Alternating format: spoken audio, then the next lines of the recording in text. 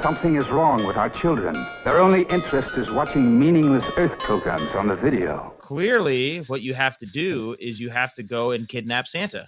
Not pay attention to your kid or love them. Santa Claus on Mars? Will we get a Santa Claus? There's only one Santa Claus, and he's on Earth. What nonsense. It's a serious matter, Voldar, and desperate problems require desperate deeds. Earth has had Santa Claus long enough. We will bring him to Mars. We out. Let's go kidnap Santa Claus and go bring joy to the planet, bitch. He doesn't seem concerned about it at all. He's just like, all right, I'm just Santa on Mars now. We leave for Earth tonight. Prepare spaceship number 1. That's the greatest reference you've made on this podcast. Ho, ho, ho! Ho, ho, ho, you pop-ho corn dogs. What's going on? It's just played. It's jolly season. I am your host, Jimmy Popcorn, Jimmy Nutcracker, as I'm known around in these times. You cracking nuts? I be cracking them nuts, and I'm sitting across the virtual table from my best friend, the only person I would be doing this with, the corn dog himself. Coming at you, wrapped up in a bow. Ready for our last movie of the year, Jamesy. Can't believe we're here already. I know, it flew by. Let me tell you what we're watching for our very last movie of the year. You know we're going to go out on a good one, and we are watching Santa Claus Conquers the Martians. Ho, ho, ho! From 1964. Merry Christmas! Ooh, boy. Nick, have you ever heard of this movie before? I've heard it referred to. I was wondering, how did this make it on the list? I knew I added this one to the list, and I was wondering, why did I do that? And where did I find it? It wasn't a list. I think it popped up somewhere. Watching this movie and reading about it, there's an article that says, the Guardians of the Galaxy holiday special makes a reference to one of the worst Christmas movies ever made. In the holiday special, Kevin Bacon is playing himself, and he's watching this movie before he's about to get kidnapped by Drax and Mantis. Okay. And Kevin Bacon is watching this obscure movie called Santa Claus Conquers the Martians. And I must have found it out after the fact and thought, wow, that sounds like a really interesting movie. And I've never heard of it. I would love to sit down and watch it. It was actually about a year ago when we were cooking up this whole podcast idea. It was around that time I was watching this holiday special and picked up on this movie, and I picked up that it was in existence and thought, you know, if we ever do this podcast thing, maybe we'll watch Santa Claus Conquers the Martians next December. And here we are. Ooh. And I'm so happy. I couldn't be more excited. James, before we get into a lot of this stuff, I want to hear from you what you thought you were going to get into when you saw the title Santa Claus Conquers the Martians. What was your expectation based on the title? We will talk about what actually happens in this movie, and then we'll talk about what was missing. Because when I look at the title, Santa Claus Conquers the Martians, I'm thinking Santa's going to be out there with a ray gun. He's going to have an elf army. It's going to be some bizarre whack job, one-off B-movie, Christmas sci-fi weirdo romp. And I am so here for it. I'll have a couple things to say at the end of it. I'll draw up some ideas or theories of why I didn't get what I was expecting based on this title. Yeah, I was with you. I thought we were going to get into a scenario where aliens invade on Christmas Eve and they're going to ruin Christmas. And there's only one man up in the skies on Christmas Eve to take down the Martians. That's Jolly St. Nick up there. Yeah. Ready to throw down on some aliens. And so I was really expecting a little space battle.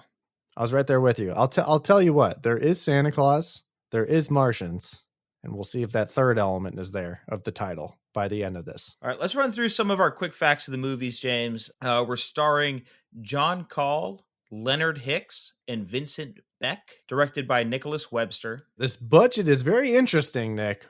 What's the number here? And let me just say this. I believe this has to be our oldest movie that we've reviewed so far.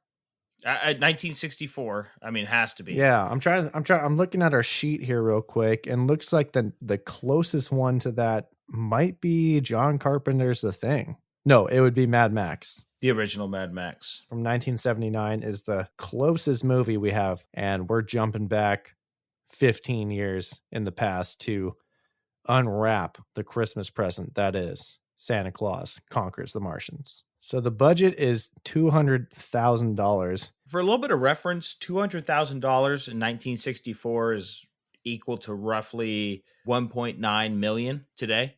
We could even round up with the current inflation numbers, probably get somewhere around $2 million.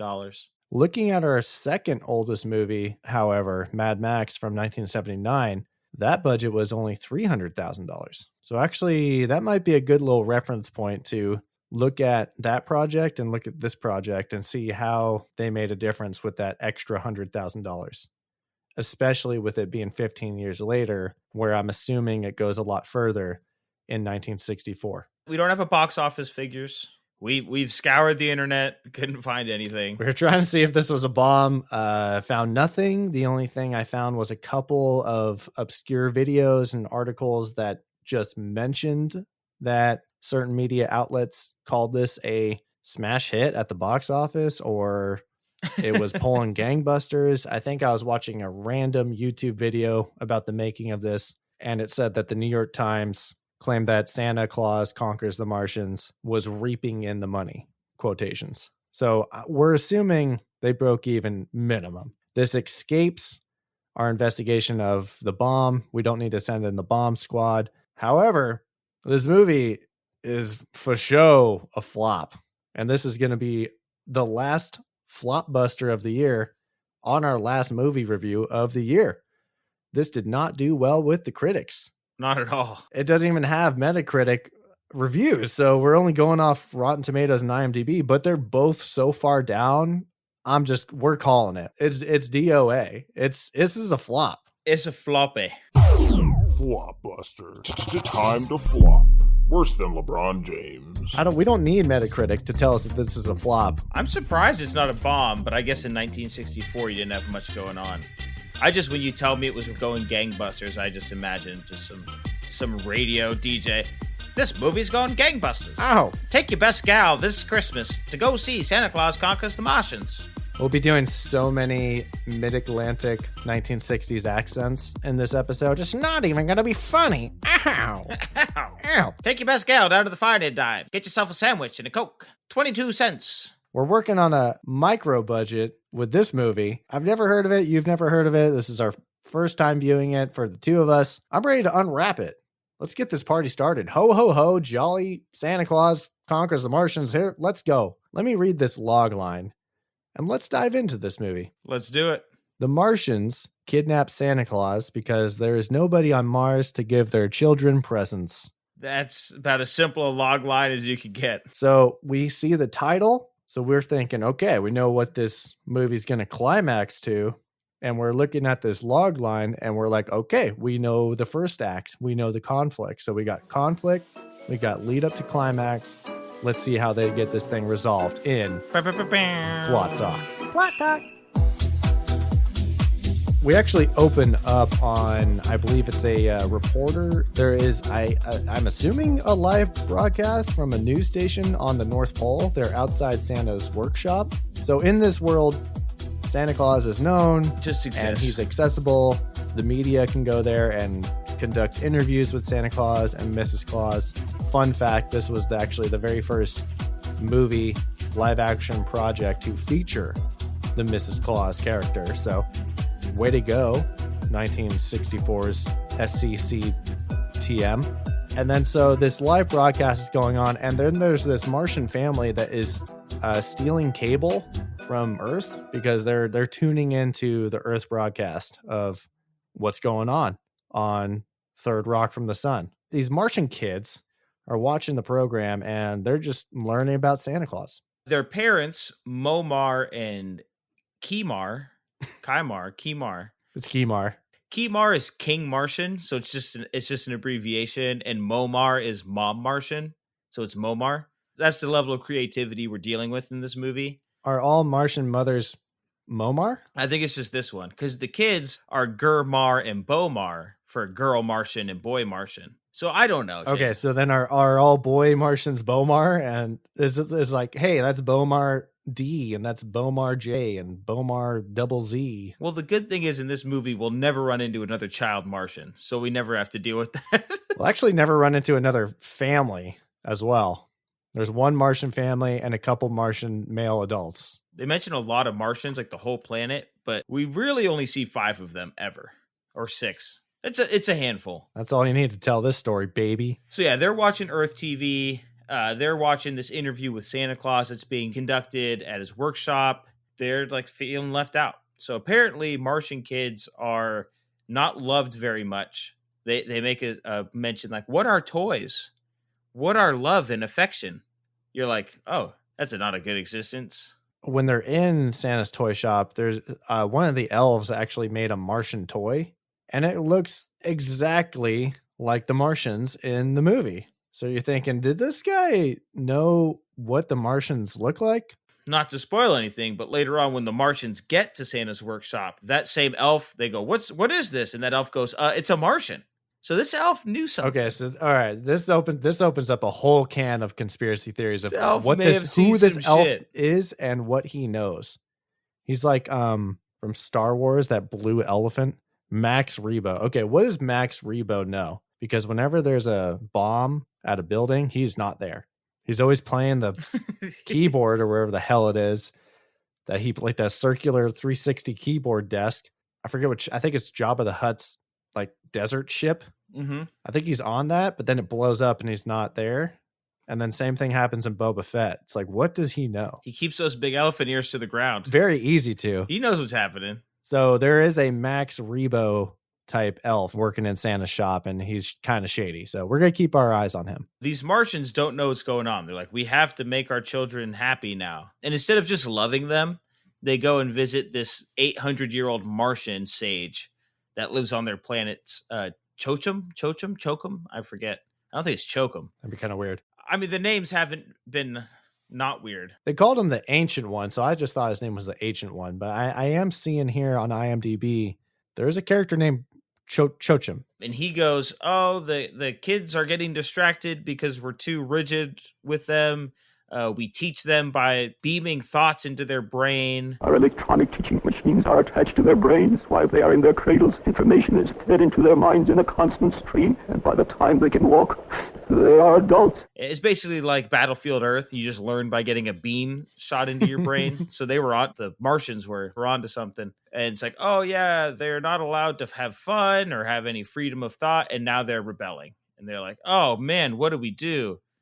Clearly, what you have to do is you have to go and kidnap Santa, not pay attention to your kid or love them. And this Chokum guy, he actually kind of looks like Ben Kingsley in Brownface playing Gandhi, which I think he won an Oscar for. And he's holding a staff. Nick, you have down in the notes that he reminds you of a legacy character from the Just Play It podcast lore. I do. You want to share with the class? He reminds me of the Emerald Seer from Cruel. Of course. From Cruel, as we all know. Yeah. He talks kind of funny, too. He's like a younger guy trying to pretend to be old. You called me Kimar. We need your advice, Chokum. Something is wrong with our children. What time of year is it now? So my question was, is this Martian, does he end up leaving Mars, go out into the galaxy, and become the Emerald Seer? I need to flush that one out. Ancient One, he puts it together real quick. He's saying, oh, what time of the year is it? It is the middle of September. Again, the creativity of the names. They have similar months. I mean, they're tuning into Earth programs, so they would know our months. And technically, they'd be on a different schedule because they have a longer trip around the sun. So I could see September being an acceptable Martian month. However, what's not acceptable is the way this guy acts, because the Ancient One seems like he's about to cry, but also about to poop. It is early December on Earth, close to the time of the Christmas. No, they are rebelling. No. So he explains the conflict right away. At minute 14:50, he literally says, we need a Santa Claus on Mars. We need a Santa Claus on Mars. Not just that, he said he's noticed this for centuries. He hasn't spoken up till now, but he's like, I've been afraid of this for centuries. You're like, what's your deal? Like, you didn't say anything? Jackass. Nick, we've seen this movie, so we're kind of glossing over some things, but can you describe the quality of what the Martians look like and the costumes and just the overall production quality look of these folks? Santa Claus, Mrs. Claus, the kids on Earth that we meet later, all fine, all good. However, Martians in 1964, what are we dealing with here? Yeah, so first off, we got green spandex bodysuit. Of course, that's standard. Which I have questions about, but go ahead. The big concerns usually come from above the shoulders. So we have normal human faces, mostly mustaches, like thick porn stashes. A lot of these Martians that's are Vordair. rocking. Vormir? What's his name? Vormir. Not the planet where the Soul Stone is, but Voldar. It's Voldar? Okay. Voldar. Yeah. Voldar's the dick Martian. He's not about the Santa plan. He's like, no, keep our kids stone cold. I'm Sigma base mindset. Like, I don't want my people going soft. That's his whole thing. He doesn't want his kids going soft with Santa Claus. They have face paint on, green face paint, but not like theater face paint. It almost looks like they're trying to like hide from the Viet Cong style face paint. Like it's a little dirty, like a little greasy. I was going to say, I've seen NFL fans with much better face paint, like ones that is consistent. It blocks out the grease. It actually, it color matches the costume. Because the thing about the spandex is, was that supposed to be their skin? And we were supposed to buy that they have just limited clothing and the green spandex was their skin color? Because they try to do the face paint green to match it's not like a ski mask, but there's like So that's a really good question. Basically, it's just like an open face mask that is green. You're wearing green spandex and any part of your body is painted green. So it's like, are they supposed to be all just green skinned beings and they don't believe in clothes, or they just have like a vest and a belt and they have no genitals? Like, what are we dealing with? So that's a really good question, because if they are green and all their clothes are like the same tone of green, that would be like if aliens showed up to Earth and all we wore was like peach colored clothes. Yeah. Which would be freaky. If you just wore clothes that matched your skin tone. That's a scary version of the world. Yeah, I don't like that. Nobody does. I'd be walking around in like salmon colored shorts. If you were in a salmon colored bodysuit, spandex bodysuit, 24/7. So I don't know if they're supposed to be like green skinned or if everyone is just supposed to be wearing green clothing to match their skin. But yeah, their face paint, it kind of looks like it was painted with watercolors. Yeah, I'm telling you, it looks like just face paint. You dipped your fingers in the Vietnamese jungles and just smeared all over your face. And it like sweated off underneath the studio lights from the heat. Yeah, as the massive incandescent lights are shining on your face and you're sweating. Those things like, are it's hot just, too, running. so it's just melting the paint. Probably. Yeah. And then we need to get to their helmets. The makeup is horrible, but the costumes are not stellar either. The costumes are rough. So the helmets, it's almost like a motorcycle helmet, like the 3/4 motorcycle helmet, and on it they've screwed in, gosh, I hope I can describe this correctly. So there's a copper flex pipe, like that you would run, like in plumbing, you'd run from, say your dishwasher to connect to the main, right? To your main water line. And it has to be flexible because it needs to fit in small spaces. So they have that. And you could almost see like the harness that's screwed into the side of the helmet that you could buy at Home Depot. And then it does like a half turn to the top of the helmet, and they just screw. And you could see like where they screw in. You could see like the hexing of the screw in. There's many things they do not hide well. And then you have two antennas that I assume are just wire coat hangers. Yeah, I said the helmets look like a arts and crafts project. That was like the easiest way I could put it. If we were in the 5th grade and they said, "Hey, make an alien helmet," this is what we'd come up with. I actually noticed it on Momar. Is that her name? Mom Martian? Yes. She has a piece of plywood. It's just like a wood tablet square. And it has plywood in this movie. It's just screws in the corners. And it's almost like they're going for like a Darth Vader type tablet, the one he wears on this like torso. Yeah, a lot of beep boops. But it's just wood. And I think it's just wood colored. It's just natural like pine or something, right? Yeah, it's like a clipboard. It's just a clip. I'm thinking that the makeup and the costumes, that they just weren't ready for Technicolor, because I think black and white really just hid a lot of those imperfections. That's a really good point. I just don't think they're ready for it.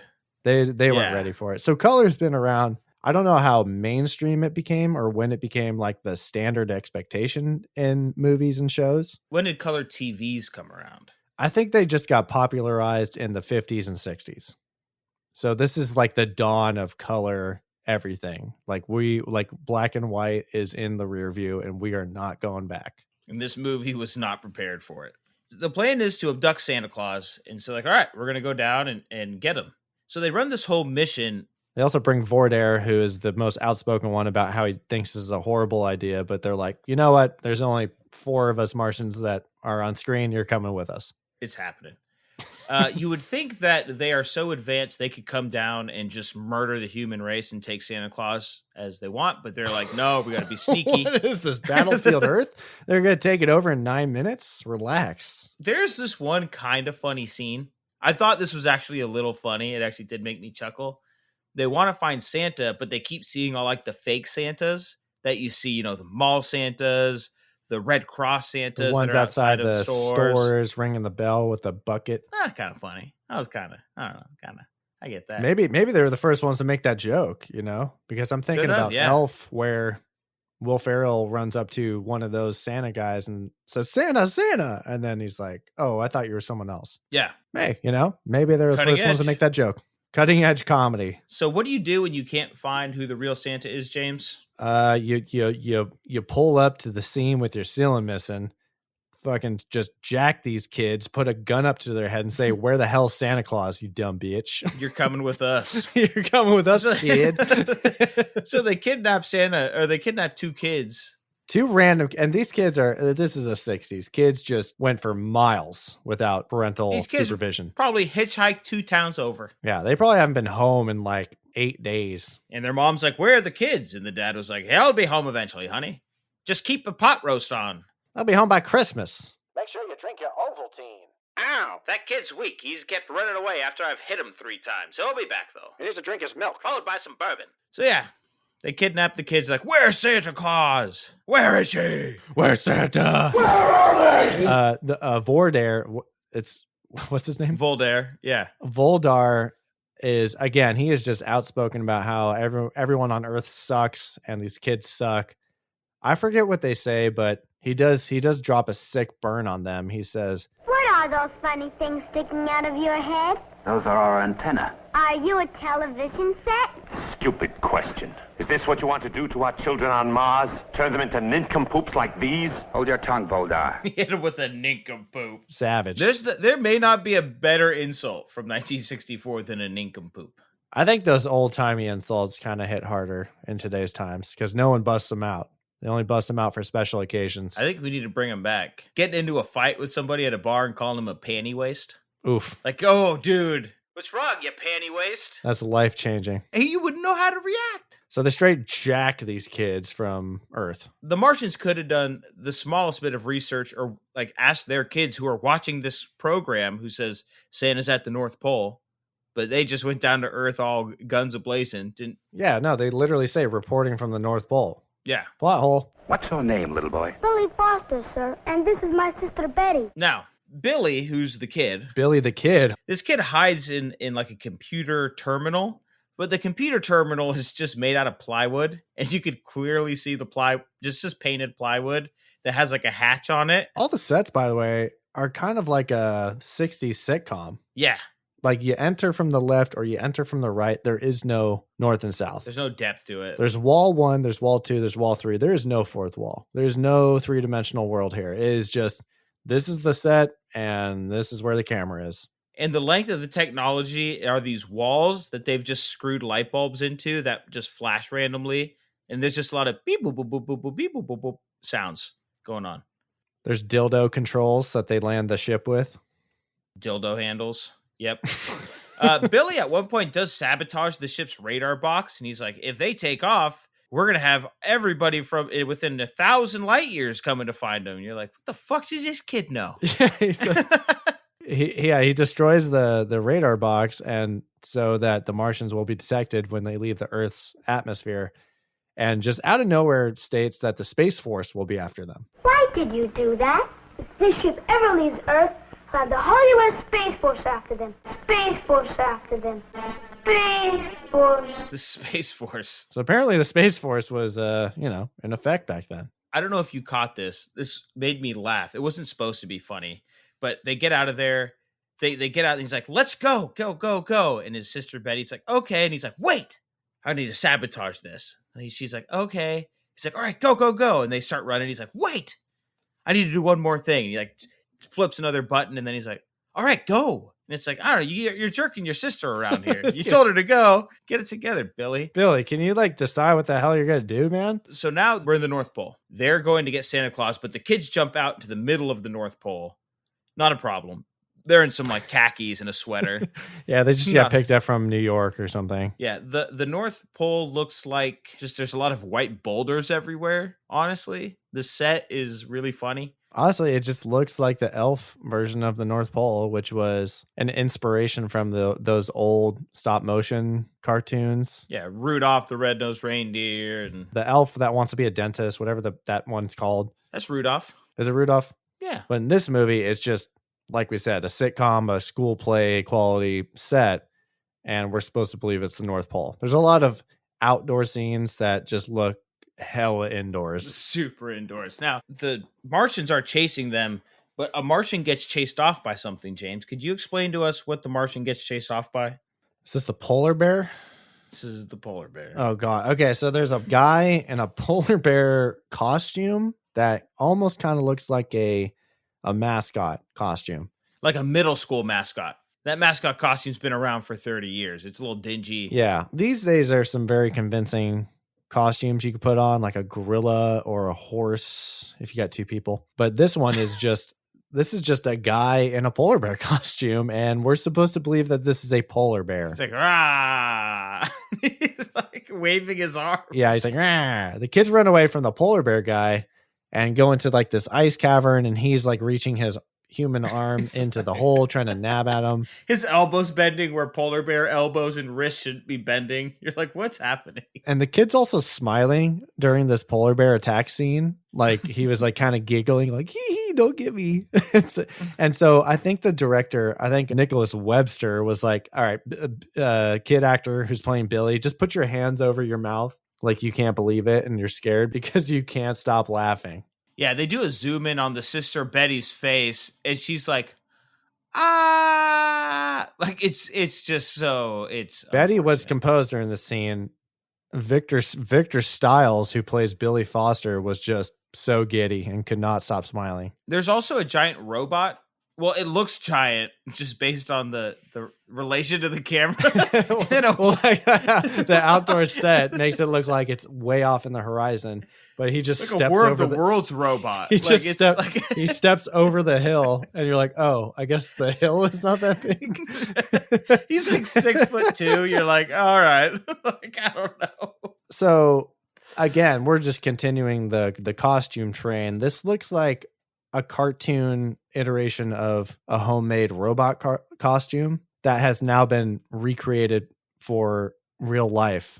Yeah, it looks like the guy's wearing a cardboard torso, and then he has basically a tinfoil wrap, dryer vents, that are on his arms and legs. The most stereotypical robot costume that is super low quality for a movie, but kind of way too high quality for a homemade project. Kind of just set the bar for the stereotypical robot costume. Voldar, again, being a guy not on board with this whole plan, he wants this robot to murder these kids. It's like crush them. He's like, what is the robot's name? Is it just Robot? No. The robot has a name. What is that robot's name? Torg. Porg? Torg. Torg. Torg. Okay. Yeah, I'm pretty sure Vordair is like, Torg, kill these kids. He's like, crush them. Wants them to die. You're like, but then Kimar comes in and is like, Vordar, chill, dude. It's like, why are we killing kids? So this robot actually is the one that just battery rams into Santa's workshop, which seems really small for a workshop. You notice that it's like a shack. It's another small set here, Nick. Yeah, they have these freeze rays, stun gun rays, where people freeze in their tracks. It's really funny because there's no effects. I was confused at this part. Okay. I actually thought it was a weird editing choice or like a directorial cue that I was supposed to pick up on. And I was like, wait, what did he say? And that made these elves like shook or just stop talking. But as Nick explained, this gun is actually freezes people in real time. This gun, by the way, is actually a real life toy that you could buy off the shelves in 1964. So kind of like imagine that in these days. Like, let's say we're watching Battlefield Earth. Nerf gun. And there's a Nerf gun, there's a squirt gun, and you're like, hey, that's the Super Soaker 3000. What? So I was confused. This thing that looks like a hairdryer, he pointed at him, and then the elves just kind of it a little bit, like oh yeah, there is like a cocking action that he has on the gun, just points it at him, and these two elves stop and stare at him. And it was minutes later that I realized, oh, it froze them, because I was confused because they do the thing where they don't have the technology to freeze people and have the surrounding environment keep going. Mm-hmm.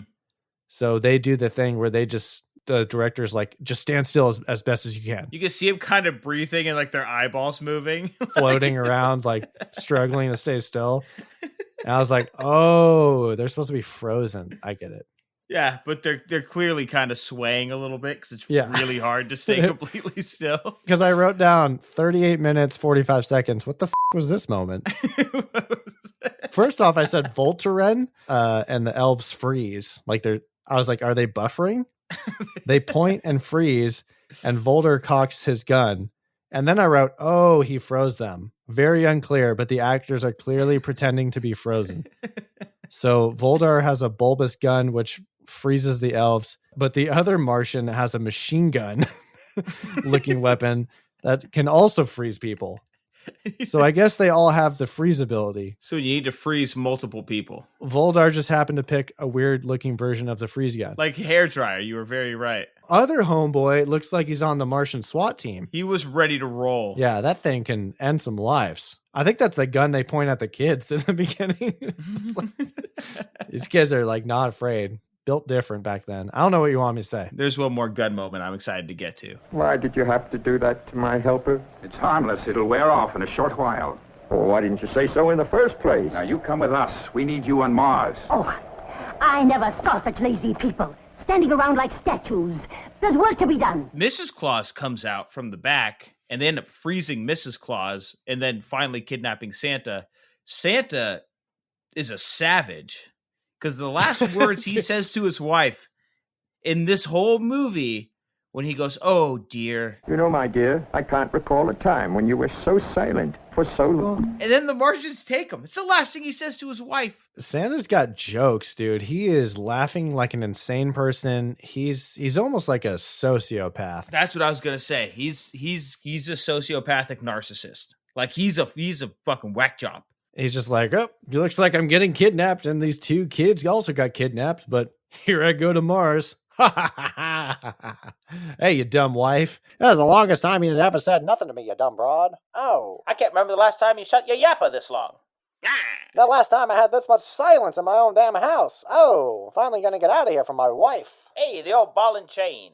Yeah, 60s Santa Claus. 60s Santa Claus coming at you. A town near you. 60s Santa Claus. I don't care about my wife, and I'm just wisecracking no matter how much turmoil I'm in or the people around me.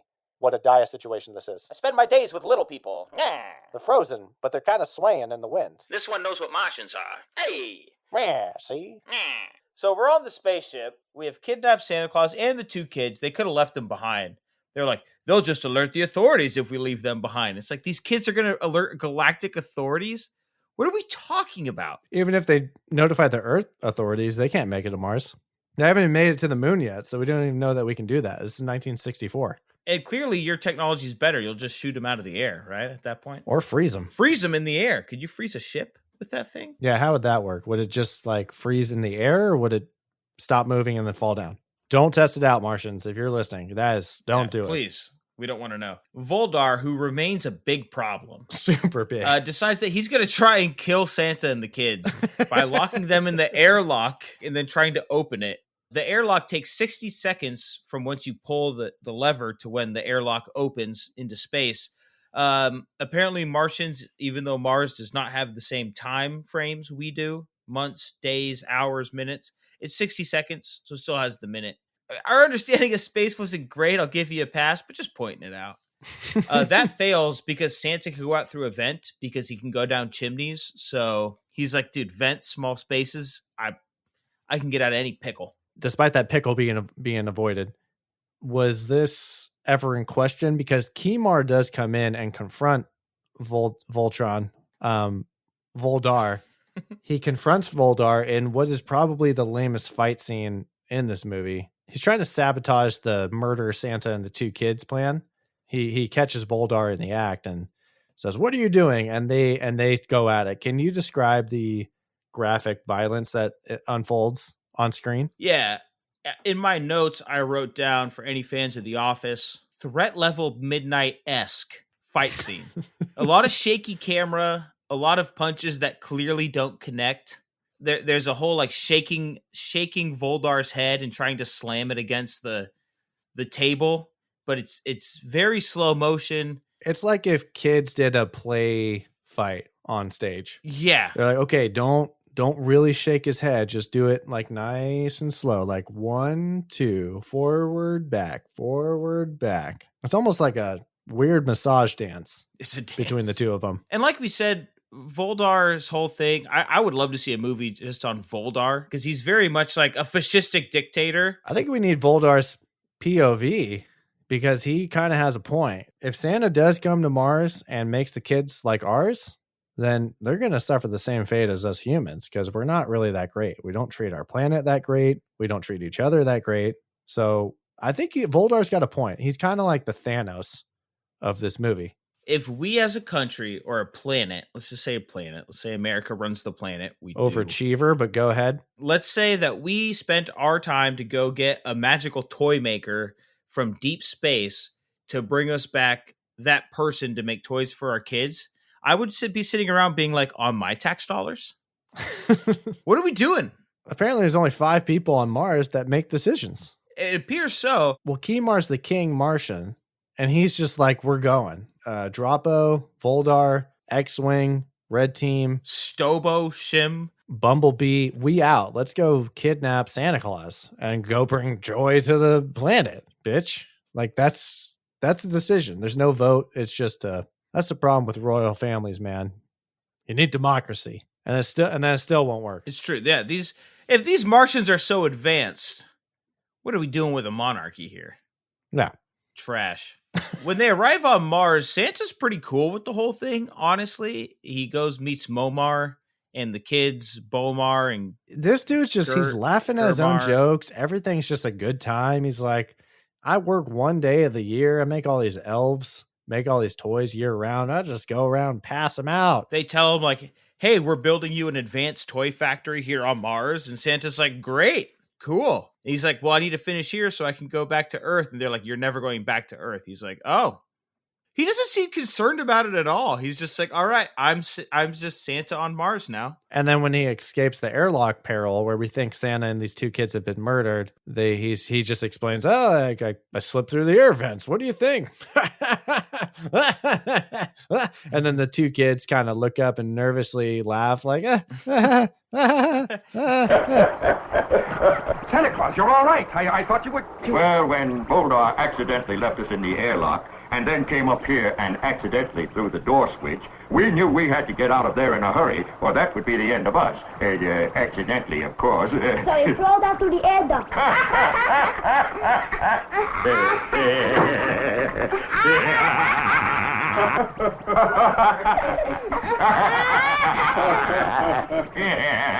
There's so much uncomfortable laughing by Santa. You almost just died, you asshole. He's like, attempted murder is funny. Where I come from on the North Pole.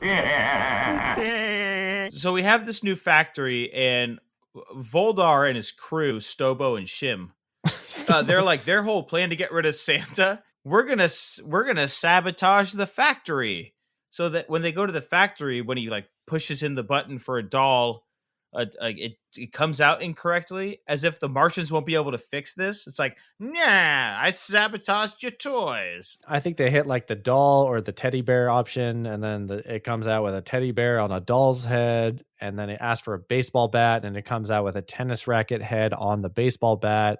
They wanted to do this bit and really flesh it out and milk it, because they do it once, and you're like, okay, it didn't work. They do it twice, and you're like, okay, confirmed it doesn't work. But then they're like, oh, let's do a third option and just see what kind of wacky, zany It's thing like pops a train, like slash car comes out. They're like, whoa, it's definitely broken. It's like, You're we like, get yeah. it. We got it after the second one. It was confirmed. Dude, I have a question about this toy making thing. So, do the Martians have like a Mars Jesus whose birthday it is to like celebrate this Christmas day? Mars just Like, what's Christ? You're talking about? Yeah, I guess so. Like, is he just a year-round toy maker, or do they have holidays? Well, listen, they don't have holidays. There is no Mejus Mars Zaya on the planet. They're appropriating Earth's culture. Obviously, they're hijacking their cable, and they're thinking we got to start Christmas, and that'll fix all our problems. I had that question. I'm like, do they even know what Christmas is? Like, they're almost like Jehovah's Witness. Like, their kids don't have fun and they don't celebrate shit. And now they're like, we have to bring in Santa. It's like, what are you talking about? And it's confusing because they make this toy factory automated machine. And so they think, okay, Earth toys will translate to kids' toys. Like, kids will know what a baseball bat is. Martian kids, Bobar and Gomar will go play Mars bars. They're going to go play Mars ball outside, but they don't know what it is. They don't know baseball. They don't know dolls. I don't know what a teddy bear is. There's no bears on Mars. There's a lot of things not on Mars, like the what food are pills. Doing? The food. We didn't mention the food pill. I have a huge problem with this. I mentioned the food. Okay. So the Martian people, they have food pills. It just kind of adds to the dismal experience of being a Martian because you don't experience real joy.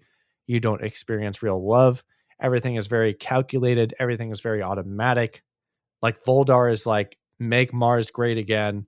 I want to see us succeed and be the most efficient people possible. But there's no fun. But these food pills have Earth meals or Earth foods. It's like they're jelly beans. You know when you reach in a bag of jelly beans and it's like, this is the popcorn jelly bean. This is the hamburger jelly bean. This is the peanut butter pizza sandwich. Yeah. This is the pizza jelly bean. It's like, why are these earthbound foods? Yeah, one of the pills is like, oh, it's banana split. It's like, you have bananas here? The hell you do? We didn't even mention the dipshit Martian Droppo. He kind of reminded me of he's like coming up. He reminded me of, he's been there. He's been in the movie so far, but we'll drop in Droppo right now. He kind of reminded me of Rob Schneider, the way he looked and acted. Yep. He's the comic relief of the movie. Very over the top vaudevillian. Oh, yes, sir. Like making faces, like marching in and out of the room. Like, yeah. He's the one, he's like Grinch fingering he's picking up the Grinch food fingering. He's Grinching with his Grinch fingers. You know when the Grinch like puts his fingers out and he's like twiddles his fingers like, ooh, let me grab it. Yeah. And when he really over exaggerates grabbing the pill with like his middle finger, ring finger, pinky up in the air, and he's pinching it with his index and his thumb, and he just plucks it into his mouth, and he's like, ooh, banana split. Oh, chocolate cake. What's going on? I feel like this production was like, we don't know. We're not going to spend any time flushing out the world of Mars. Like everything they do, they look like this. Mars is just the Jetsons. They speak English. They're just all green. They have the same foods. They have couches. They watch TV, and they have pretty much the same home lifestyle as American families. Oh, apparently Mars has the same atmosphere because everyone's just walking around on Mars all willy-nilly without a helmet. Even the Martians on Earth. Oh yeah, Santa Claus, Billy, the other kid, the girl, what's her name? Bridget? Betty they're all just walking around with no helmets on. Totally fine. They did what the Cyclones couldn't. Breathe air. So in the meantime here, Santa's making toys, but he's getting sabotaged. Our boy Droppo here, our vaudevillian comic relief, who's Kimar's assistant. Don Knotts. Very Don Knotts. Very, hey! He really likes Santa and Christmas. Like, he's just like, I honestly thought he was going to become the Santa of Mars. I thought Santa was going to be able to, like, bestow his powers on him or something. Well, that kind of was what happens at the end. He's just like, I love Christmas. He has the mind of an 8-year-old. I'm sorry. That's literally what happens at the end. Yeah, no, he does appoint him as the Santa of Mars. Oh, I thought he was going to like give him like his Santa powers. No. You can't just pass off powers. This movie's not that You don't know ridiculous. that. I've seen the Santa Claus, and basically whoever wears the coat gets the powers. But he couldn't wear the coat because he wasn't fat enough, and that was a plot Yeah, point. that's why he was trying to eat all the pills. He was trying to eat all the yeah. pills. Oh, yeah. He was trying to eat the banana split, the chocolate cake pills, and fatten up, but it didn't work in a matter of 2 minutes, which is shocking. So Droppo puts on Santa's spare suit, starts acting like Santa, goes to the toy factory to make toys. He even like hangs the Santa hat off of one of his antennas. Why does he have a spare suit? The Momar made it for him randomly with the same Mars materials. Mars Dude, material. That was a weird. He just like he gets off of work. He has his Santa suit on. He goes over to a coat rack, grabs another Santa suit, hangs it over his shoulder, and he's like, "Oh, this is my spare suit." You're like, when did this happen? I mean, this is there. I guess that's smart, but all right. So yeah, Voldar mistakes Droppo for Santa, even though he's clearly green and has antennas. He's not clearly green because his makeup has been melting off. And you know this guy. Like, you know this guy. Like, you've clearly spent a lot of time with Droppo. Like, you were on spaceships together. You've gone on missions to kidnap. You kidnapped Santa together. You know who this is. So they kidnap him, and they're like, we kidnapped Santa. I want to point out at this point as well, when I was watching the movie, I like paused it, and I looked at the timestamps. We are 12 minutes from the end of this movie at this point in the game. Droppo's been kidnapped. Santa's still there. Everything's fine on Mars. There's no Martians being conquered. And we're 12 minutes away from credits. I'll do you one better because I timestamped it as well. Before I get to the timestamp note, I do have a couple notes that they go in order. It says Voldar sabotages the toy making machine. This movie is so boring. Oh my God, this closet fight scene. I don't remember who was involved in the fight. I just remember it was another Voldar and Kimar and maybe Stobo. But Kimar, the good guy, he locks himself in a room with the bad guy. He's like, you're staying in here with me until the authorities come. Instead of locking him in a closet, he locks himself in the closet with two bad guys. Why would you do that, Kimar? Yeah, we get another crazy John Wick style, violent, stylized fight scene in the closet. And then my next note is 7 minutes left. How the hell is Santa going to conquer this entire race of people? He's just been like having a great time the whole ride. He's like, dude, the clock's just ticking. The clock is ticking at this point. You're like, where's the conquering coming? And I know the credits are going to zoom by. They end up catching Voldar. The final battle. There's no battle. Oh, we meet again, eh? I don't know how you escaped Shim, but you won't escape me. You're through.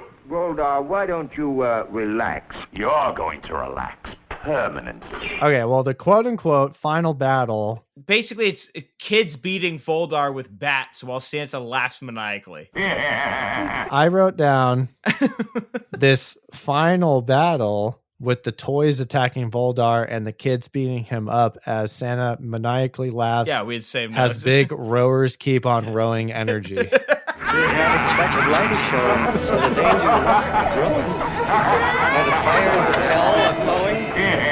Is the grisly reaper mowing?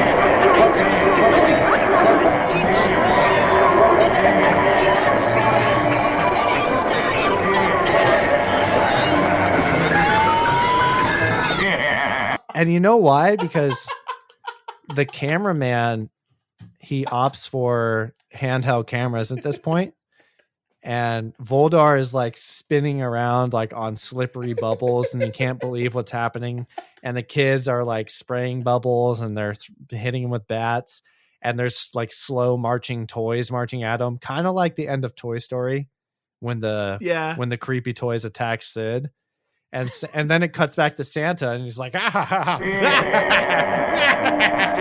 And then it cuts back to Voldar in shambles emotionally and mentally, having a psychotic break. It cuts to the kids left. Keep on rowing.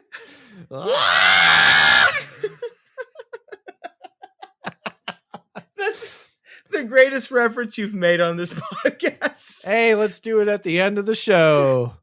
Big rowers keep on rowing energy. My favorite phrase you've ever said. Yeah, so I guess they defeat Voldar. Rescue Droppo. Voldar is going to go stand trial at the council. Kimar agrees to send Santa and the children back to Earth. And the ending's so anticlimactic, dude. And at an hour and 18 minutes of an hour, 21-minute movie, Santa Claus, he christens Droppo as the Santa of Mars because he's an idiot. And I guess that was the conquering. I've made Droppo your king. You are now conquered. Which actually, in a sense, yeah, could be conquering.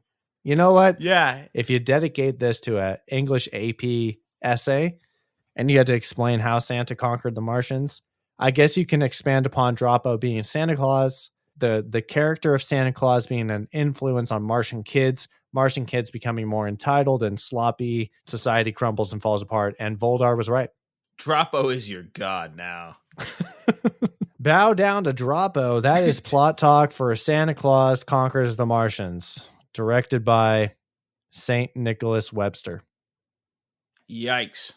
Okay. Do you have any nitpicks? Nitpicks. Yeah, obviously. I mean, the food pills, the atmosphere. The last one I wrote down digital versus mechanical. So there's certain times in this movie where they, like, in their homes on Mars, they walk up to the door and just like point at it, and then the door opens. It's a very like integrated technological society they have. The spaceship. Is it neuron controlled? What's going on here? It appears to be. Maybe the antennas on their helmet are transmitting signals. Even in the ship, there's a lot of, beep boop panels and lights, which are obviously a joke. But when they go to land the spaceship, James, you referenced as dildo handles. Dildo controls. There's giant levers. There's 5 levers, and there's about 5 different colored rubber silicone dildo handles that you yank on. Yeah, it's a new movie, Voldar and the Multicolored Dildos. Dr. Voldar and the multicolored dildo controls of madness, Martianness. So he has to pull these giant levers. At other times, when they go to what you would call the brig, where they're holding Santa and the kids when they're bringing them home, they have this lock and key, and the key is like a giant pirate key we would expect to see in Cutthroat Island. It's like 8 inches long, this like big metal key.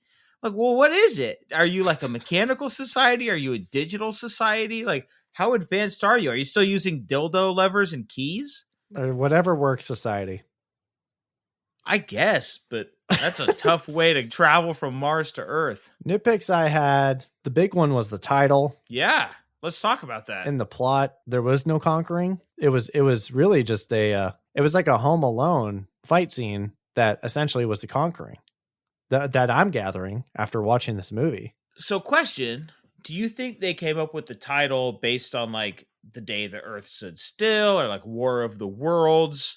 To be like, oh, this is like an alien-ish movie, fight movie, like you need to go see it. Or was it tongue-in-cheek? It does seem like a very marquee style title. I'll shout out one of the producers, Paul L. Jacobson. He was actually kind of the main driving force behind this movie. It seemed like they were going for our heads, and they said, you need to see this movie because Santa conquers the Martians. That's that. And so I'm like, okay, showdown, let's go. Mm-hmm. And it's a bubble bath toy food fight at the end. Yes, very much so. I was thinking, is it because it's 1964? But no, there was a ton of great movies back in the day. The 40s, Casablanca. This same year is when Mary Poppins came out. This is in the era of the Sean Connery, James Bonds. Mm-hmm. 2 years earlier, there was Lawrence of Arabia. So it's not the time period's fault. It's your fault. What is this? So this brings me to my first talking point here. How did this get made? Talk to me. I mean, this is an obscure movie. There is, like we said, there's limited information on it. We don't even have a box office number for you guys. I'm so sorry. But from what I can find, there was one YouTube video that was explaining Cliff Notes version. Hemus Studios, that's the YouTube channel. It's an unfortunate Nick, are you familiar with the Howdy Doody show? Can't say I'm familiar. The name sounds familiar. I don't know what it's about or what the hell its deal. Essentially, this is one of America's first and most popular children's television programs. It ran from 1947 to 1960. It sounds like what Woody's Roundup is based on. Woody's Roundup. Paul L. Jacobson was a unit production manager on the Howdy Doody show. So when this show is over, obviously I've worked in the industry. When I'm done with a show, I'm thinking, what's next? What am I going to work on next? How am I going to make a living? So Paul L. Jacobson, coming from a kids program, he's looking at the landscape of Hollywood and children's programming, and he's thinking there's not a lot of children's programming coming out of Hollywood. The only stuff that is being produced right now is from Disney, like Mary Poppins or Treasure Island around this time. There's not a whole lot of, hey, our target audience is children. This guy's, he's ready for the next big children's move. And he makes his own production company called Jailer Productions. Santa Conquers the Martians is one of its first productions, if not its only production. He brings on this first-time writer, Glenville Meredith, and Nicholas Webster to direct. Now, Nicholas Webster had directed before, but nothing really notable. So it seems like this guy, Paul L. Jacobson, he was a UPM and he wanted to take a stab at actually producing his own project. He essentially just had his dream project of a sci-fi Yuletide fantasy story, but for kids. I mean, essentially, it's like bringing it up to this first-time producer and this first-time writer, and they're making a kids movie in 1964. That's essentially like why we got what we got. So it's not the time period's fault. It's really just, it was this random guy's idea to make this movie. He brought on some amateurs, and they just made the movie. And that was it. Cut and dry, man. However, what I do have a question of is, where is the camp? Now, this is okay. So when you opened up this episode and said, hey, what were you expecting and how'd you feel? I want to talk about it now after the fact, because I am like, where's the camp? I'm thinking that this is going to be a bizarro experience with Santa holding a machine gun and fighting Martians. But that's not what I got. I do have a theory of why we didn't get that, but I just want to hear your thoughts first. Yeah, I was expecting the same thing. Maybe a movie that didn't take itself too seriously. And not like it was trying to be a joke of itself. But when I think of the 60s, you know, where we were with cinema, it was a lot more lighthearted. Almost like you had to be. Like movies couldn't take themselves too seriously. Like the cinema was a fun place where you go and you have these laughs and these jokes. And especially a movie like this, like a Christmas movie, right? Was supposed to be more fun and lighthearted. I don't know why that didn't come through, or why they didn't write that into it and make like they took it seriously. All they had was Droppo for the comic relief, and again, he was just like an over the top, like kind of comedy. I was thinking that the whole time. I'm like, why are they taking themselves so seriously, and where is that tongue in cheek kind of charm? You have a theory where like why it's not there. I'd love to hear it, because I'm at a loss. I was thinking about the time period, and I thought, hey, why is it like, because it's from 1964? It's so lame. But like we talked about, there was tons of great movies that came out. The Wizard of Oz came out in the 30s. 1939. Fantastic film. I've mentioned this before in a previous podcast, but there was something called the Hays Code. Mm-hmm. And now this essentially was almost like a censorship guideline that the MPAA, or the version of what that was back in the day, enacted on movies. So the motion picture producers and distributors of America, they essentially enacted like a moral code. William Hays was the president of the then MPPDA, which has now been known as the MPAA. Mm-hmm. And he enacted the production code, basically just like a strict way to impose a clean moral tone in movies. The Hays Codes, before it was like suggestions of what you should put in your movies for guidelines and appropriate themes and things to display in movies. This was actually a legally binding and punishable by law enacted code starting in 1934. They made the code administration to enforce this. They would actually approve or deny films, and even if rules were broken, then they would dole out punishments for violating the production code. So to be shown in any of the US movie theaters, approval from the production code administration was required. And violating these requirements incurred a fine of $25,000, which is equivalent to around $500,000 after adjusting for inflation. So the Hays Code, they say it's like 36 laws or codes of don'ts and be cautious. The main takeaways are essentially murder, brutal killings should not be presented in detail. The technique of the murder must not be presented in a way that will inspire imitation. If I remember correctly, I remember learning you could show a gun being fired, but you couldn't show the bullet hitting a body. Exactly, stuff like that. Quick cut to somebody like falling to the ground. Like old-timey train robbery heists. It's like you can show the bad guy. So you can show them detonating the dynamite, but you can't show them assembling the dynamite so that people would... in the lab, just like putting explosives together. So people would be interested in assembling dynamite. Illegal drug trafficking, use of liquor in American life when not required by the plot or for proper characterization will not be shown. Just boozing it. Sex, this is the big one. Adultery, sometimes necessary to the plot, must not be explicitly treated or justified or presented attractively. Casablanca. So there is a lot of movies that kind of found the loopholes. Like Alfred Hitchcock had to pivot on a couple of his plot points in some of his movies to abide by the Hays Code. This is right in the middle of that because the Hays Code ran from 1934 to 1968. So I'm thinking, okay, maybe 1964 it's right at the end of it, but still in that Hays Code era where they need to present squeaky clean morals. We're not going to glorify violence. You're submitting scripts in 62, 61, like you're coming up with it. So you're right in the middle of it. And there's a whole bunch of messed up stuff. It's like, don't show homosexuality and don't show white people being enslaved, which is like, okay. Hey, we're not the slaves. You can show other people being enslaved, but not us. Driving Miss Daisy's fine, but if there was a white guy driving that car, whoo. One of these sections says religion. No film or episode may throw ridicule on any religious faith. Wait until Scientology enters the mix. That's what broke the code. Yeah, they're like 1953. Code. L. Ron Hubbard came around. Like, son of a bitch. Some no words. So in England, you actually couldn't say bloody, and you couldn't say sissy or gigolo. Funny enough. In England, you also could not say... So Deuce Bigelow, male gigolo, could not would not fly pre-1968. Okay, speaking of Rob Schneider, yeah. In England, you also couldn't say punk, you could not say sex appeal, you could not say sex life, and you could not say shag or shyster. Nah. In the US, you could not say specific names of poison, and you cannot say... This is the most...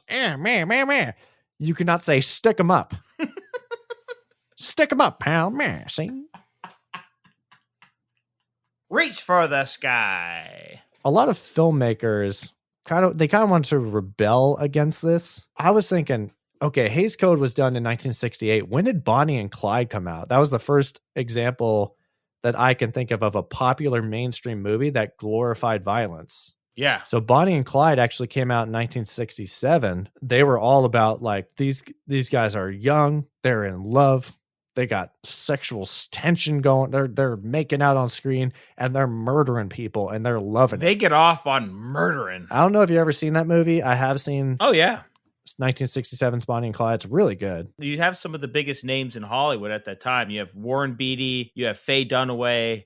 Who else is in that? Gene Wilder's in it. When you get these larger than life celebrities into movies, like, what are you going to say as a culture? Like, of course the culture is going to be into it. So the Hays Code is in effect, but this is kind of like near the end of the Hays Code era where Bonnie and Clyde comes out and this other movie, Some Like It Hot, was released. And that was another kind of like challenging the code, sticking it to the man, dealt with homosexuality and really revealing like sexual themes. I mean, it's Marilyn Monroe, the sex icon. Mm-hmm. So we're dealing with some revolutionary turns in filmmaking and American history. 1968, the Hays Code is kaput, and the now crescent MPAA enacts the MPAA rating system, which we now know for it, and it's mostly kind of geared towards parents. They say like, we want to give parents the correct guide of how to judge if they should bring their kids to movies. So it's kind of like, when you think about ratings,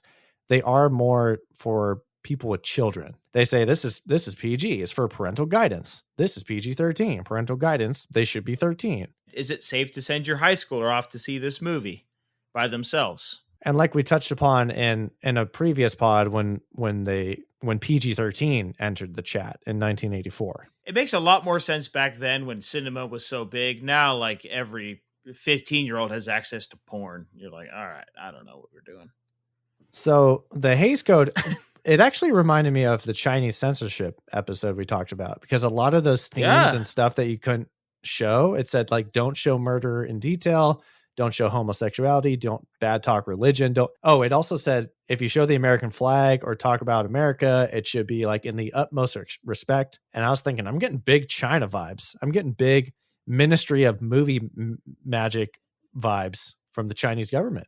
I mean, if you're talking about an era in American history, you're talking about McCarthyism, right? The late 40s through pretty much the entire 50s, right? Which is the same era as this, where, you know, it's kind of the second red care. Like, there's a lot of political repression, a lot of persecution of like, hey, like, we need to like keep an eye on the culture because we can't have our kids going off to them Soviet bastards.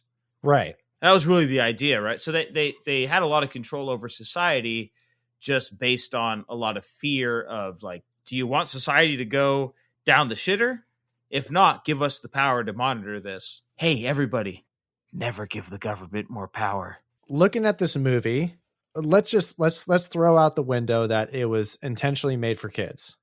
Let's say that this was supposed to be made for adults and it was called Santa Claus Conquers the Martians. Mm-hmm. Now with this whole moral code guidelines, pressure from the MPDAA, whatever the fuck it was, you have pressure from those guys who oversee and distribute your film and give you approval or denial. You're thinking, okay, 1964, even if this was made for adults, they couldn't really get away with it.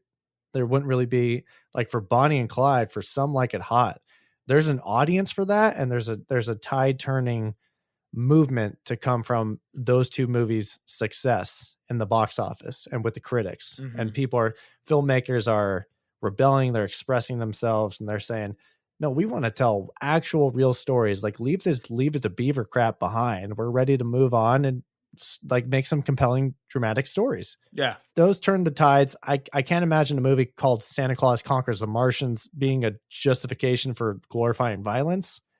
So I think that's why we didn't get that campy Santa's got a ray gun, he's hijacked a Martian tank, and elves are fighting Martians with lightsabers. Like, I was really Santa's on his hood shit. Santa could not be on his hood shit because it was 1964 and this movie was made for kids. I see that. So you get a bit of an adult title with the kid content. I got way too excited by the title of this and had great expectations, but I forgot the time period we were in. Would you be open to like Ridley Scott coming in and redoing a real Santa Conquers the Martians? Oh, absolutely. I'd be. Yeah, me too. Anybody. Right? I'd be down for. You know what? I would love a James Gunn version of Santa Claus Conquers the Martians. What was that movie that came out last year? That Christmas movie with David Harbour, Silent Night. Was that what it was? Violent Night? Yeah, that's right. Violent Night. I'll say this: next time I see a catchy title, and I see it's in that Hays Code era, I might have to swipe left, as the kids say.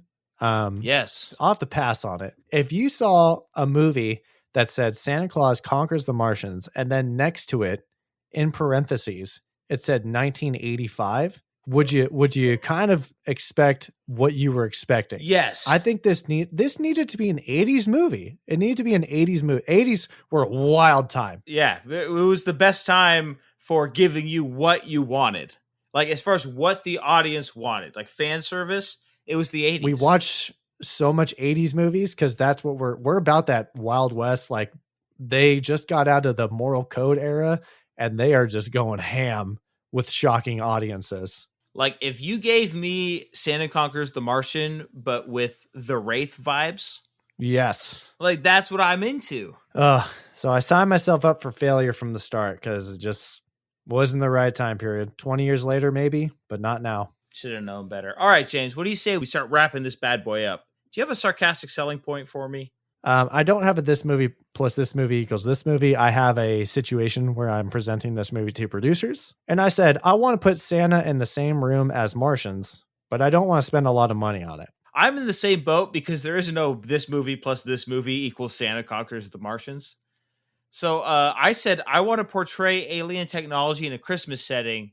There's no way this doesn't age super well. It's just the idea. Like, I would never portray aliens in my movie ever, because basically what I'm saying is don't take on hard subjects because it'll never age well. Don't even try. Just sit in your corner, Nicholas Webster. Final review. Fight!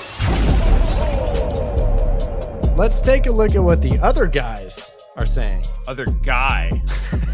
Nick, you can sit this one out. We don't have any Metacritic numbers. We don't. Rotten Tomatoes, we do have that good old binary voting system in effect on Santa Claus Conquers the Martians. 25% of the critics thought this was a good movie. Thumbs up. 75% thought it was bad. So, all right. Shifting over to the fans. 27% thought this was a good movie. So we're pretty much right in line on the critics and the fans for Rotten Tomatoes. It just ain't it, dog.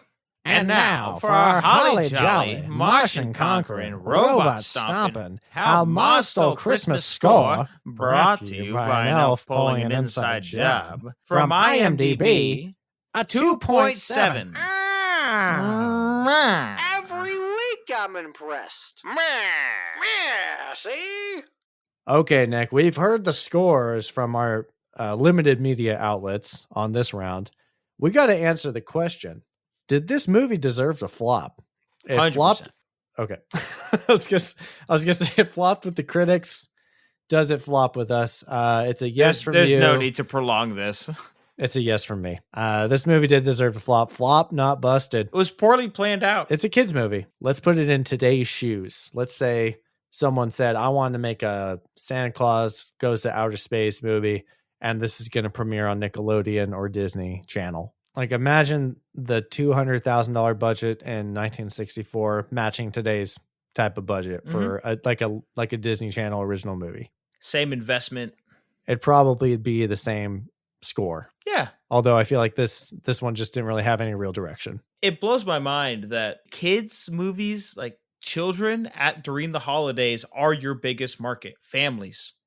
The fact that you didn't put everything into this that you had is surprising to me. Like, you don't just get to be like, it's a kid's movie, so just kind of, skirt the details. Kids don't know the difference. That's garbage. And we hold all movies to the same playing field. We will lay into movies. There is no kid adjustment. There is no grading on a kid curve at the Just Play It podcast. There is none. And with that said, Nick, would you mind hitting me with a laughable log line, followed by your final popcorn points of the season and the year? And just give me some brief overall thoughts of why you landed there. Absolutely. All right, here's my log line. Santa is kidnapped by what we believed passed for Martians in 1964, as one Martian tries to murder him and a couple of kids because he thinks it will make his master race soft. 1.0, and strictly because I don't think this deserves the below 1 for me. That's Maximum Overdrive, that's Spawn, that's Battlefield Earth. Those are movies that offended my senses. This didn't offend me. It was just bad. It was poorly executed. You didn't do anything that went over the top to piss me off. You just didn't do a good job in anything. You didn't execute anything well.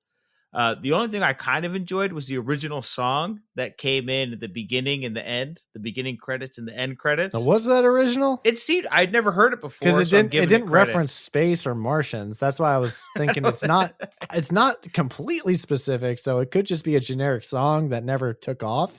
I liked it, but I didn't like anything about the movie. The attention to detail was laughable. The acting was bad. The plot was bad. The pacing was bad. The fact that I mean, we didn't even get a climax. We didn't get close to a climax until like 8 minutes left in the film. Just a bad movie. Again, to get below the 1, you have to really offend me. You have to do something exceptionally wrong. Like, you have to make me mad. You don't have to make me disappointed in you, which is what this movie did. Made me full on 100% disappointed in you and everything you did. That gets you a 1. It's poorly executed. It's acted poorly. The set, I mean, I can't get over how bad the set is. The attention to detail, trash. So, this is the floor for the movie, I believe, is a 1.0, and that's where it hits.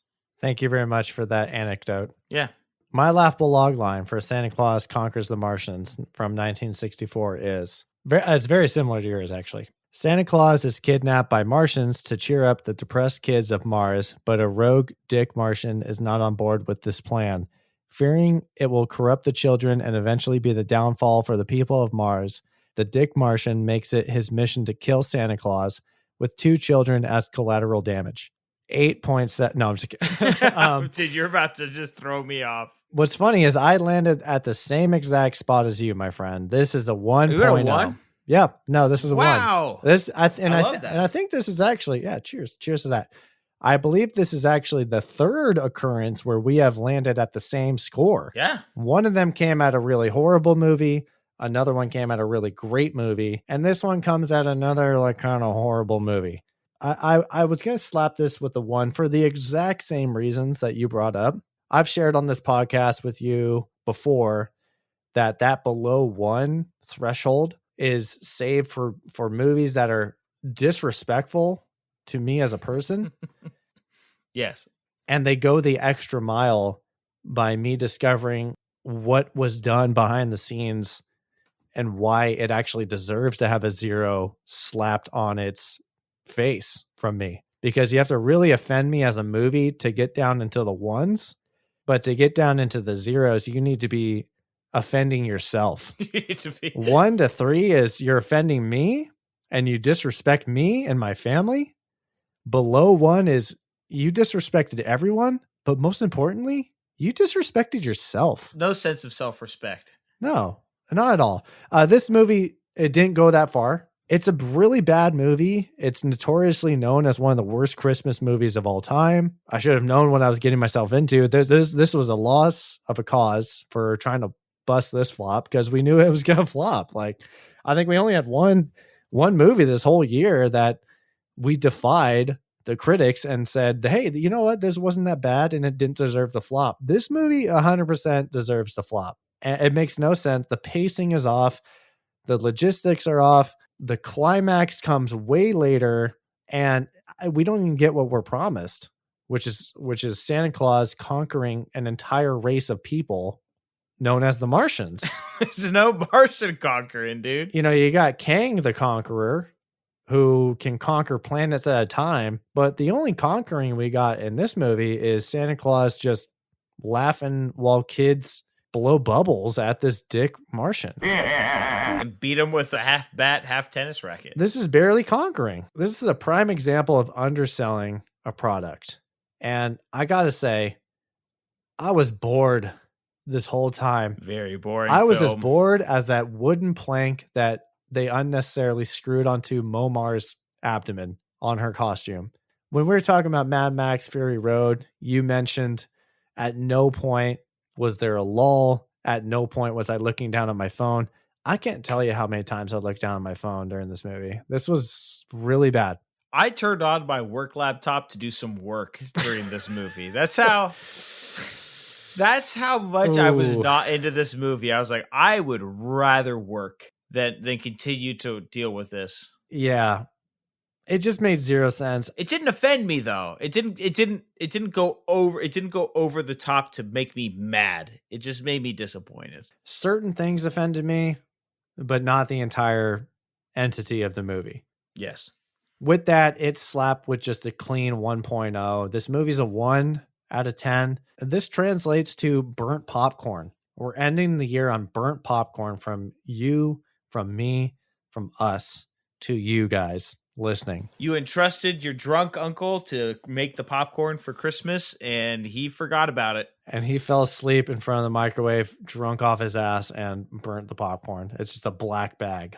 And you're not mad at him. You're just disappointed. And that's all you can really say about Santa Claus Conquers the Martians. I probably won't be watching this again. I feel like the rewatchability is 0. Definitely a 0. Hey, I guess what a way to end the year.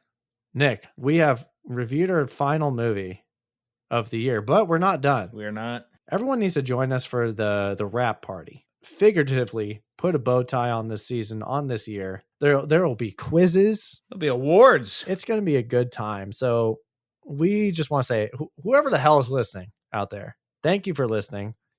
We got one more little special treat for you. Bring your eggnog. To our friends in Germany, bring the schnapps. I'm going to end it on that note. Thank you guys so much for listening. We really appreciate it. We're looking forward to the next year. We're looking forward to our last final episode of the year, of the season.